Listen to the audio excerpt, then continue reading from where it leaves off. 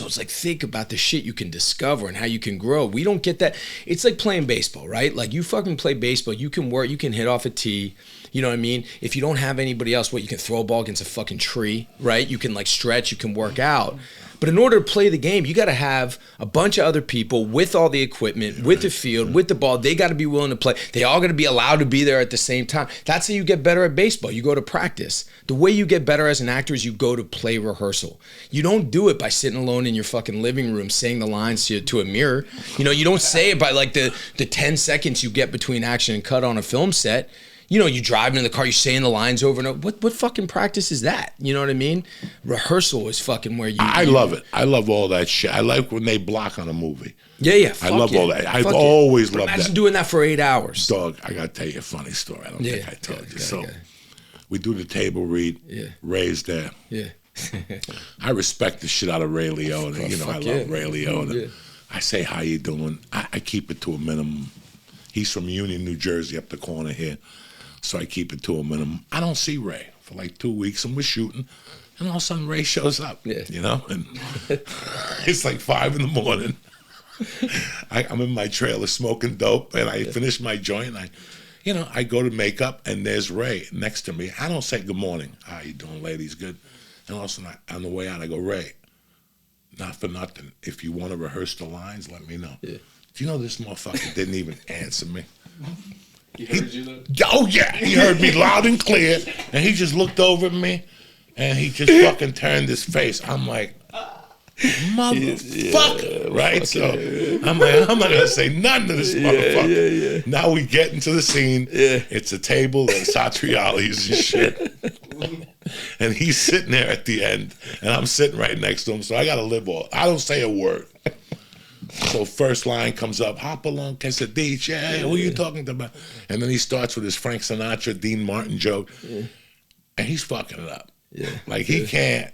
We could talk about this now. I remember, This was like the first day he was in there. He's spitting food. He's trying to chew. So he's true, biting man. food with the thing in it. They fucking, what's his name leaves. God bless him, you know. Whatever it's David Chase, he couldn't take it no more. Because the fucking girl came over 20 times. Ray, can you imagine coming over to him? Oh my God! No, like that's the word, you know. Dog, she came over 20 times. Ray, the line is done, and he's like wiping his face and shit. Like, you're like, hey Ray, you want to rehearse those lines? Yeah, no, I didn't say that. So all of a sudden, again. Action. Ray fucks up the line. I can't take it no more. I go, Ray, maybe you should have fucking read those lines to me. He just looked at me like he didn't like me after that. He didn't even talk to me after that. Ray, you should have fucking rehearsed those lines, you know? And he got so angry, he just left. Did you hear about that? He just left. We shot that scene without him. I heard we had to put like somebody there and shot that scene without him. So he's Ray Liotta. He's the star of the fucking movie. What are you gonna do? You know, he's having a bad day. So I don't say nothing. I'm dying to laugh. I'm dying to laugh. He's spitting food. So John is going crazy. The guy that's playing Silvio, he's like, what the fuck is going on over there? This is going on for 3 fucking hours, 4 hours. Finally, Ray leaves. He just left. Nobody said nothing. Like, I think, honestly, people were like, thank God. Thank God he laughed because he just didn't have it together. Like, read those lines off camera. So, dog, I did not want to laugh. It's my first time with these people. I don't want to laugh and I don't want to be an asshole, so I don't say nothing about it. I'm just sitting there and from time to time giggling by myself. And then at one point we're sitting there, it's got to be 3 in the fucking morning. We're there from 6 in the morning and fucking John McGarrell looks at us, there's like 6 of us, and he goes, what the fuck was going on with Ray today? Dog, we fucking lost it. Because everybody was waiting for somebody to say what the fuck was going on. Everybody lost it. And then we pack up wrap. We all get in the van. We're shooting back to the city. We're sitting there. We're tired. And out of nowhere, the makeup lady goes, "Can I ask you guys a question? What was going on with Ray Liotta today?" And this time, the fucking driver of the car, the Teamster, was like, he busted out because he's like, "Dog, I was listening to it. What the fuck was going on in there?" You know, he was just having that. But then, like, I didn't see Ray. I didn't see him at all, maybe one other day. And then I went to see the movie, and you see him in prison, you're like, oh oh fuck, He's a fucking killer. he's a fucking killer. He's a killer. That's 30 fucking He's a years of fucking killer. acting. That's right. You know who I flew out here with, man, and wanted me to say hello? It's Brendan Schaub, man.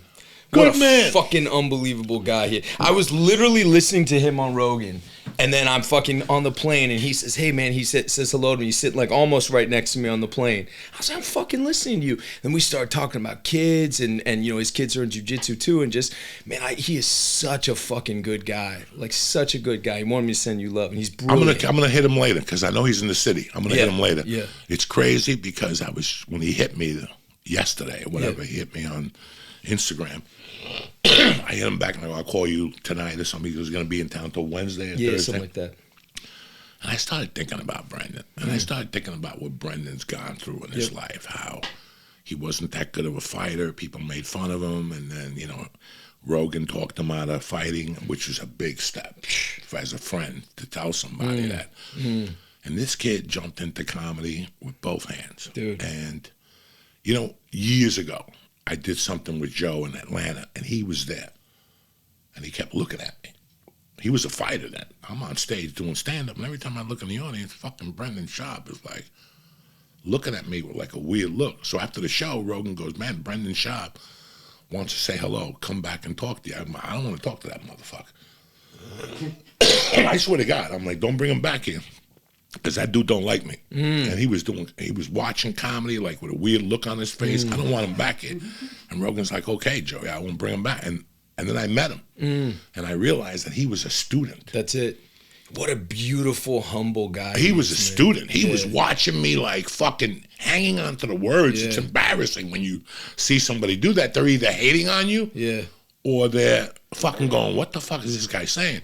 So years later when I met him, we'd had that conversation. He's like, no, you were doing a joke about something. I was thinking to myself, how are you getting this out of your mouth? Aren't you ashamed or embarrassed or something? So he reveres you, man. I see what he's doing now. Brilliant. And I give him the Thick Boy stuff, the special he produced, directed everything himself. You know what? And people chop his legs off. Like in any society, I don't know, society. I mean, people chop his legs off all the time. But I've spoken to because they're scared. He's different, and that's what we were talking about. Like when I came in acting, I came in from sports. It was like, you know, it's very different level. But like people saw me, they're like, this guy can't fucking do this fucking. And like, man, it's so. It's like, but you know, his strength and his resilience, but like to come through it on the other end and just be so kind. He's like such a kind guy. He's got a heart of gold. And here's the fucking crazy thing: for all the people that enjoy putting Brendan down and cracking stupid jokes and saying he's not funny, the people who do that have never done anything in their life and have never faced adversity like this guy.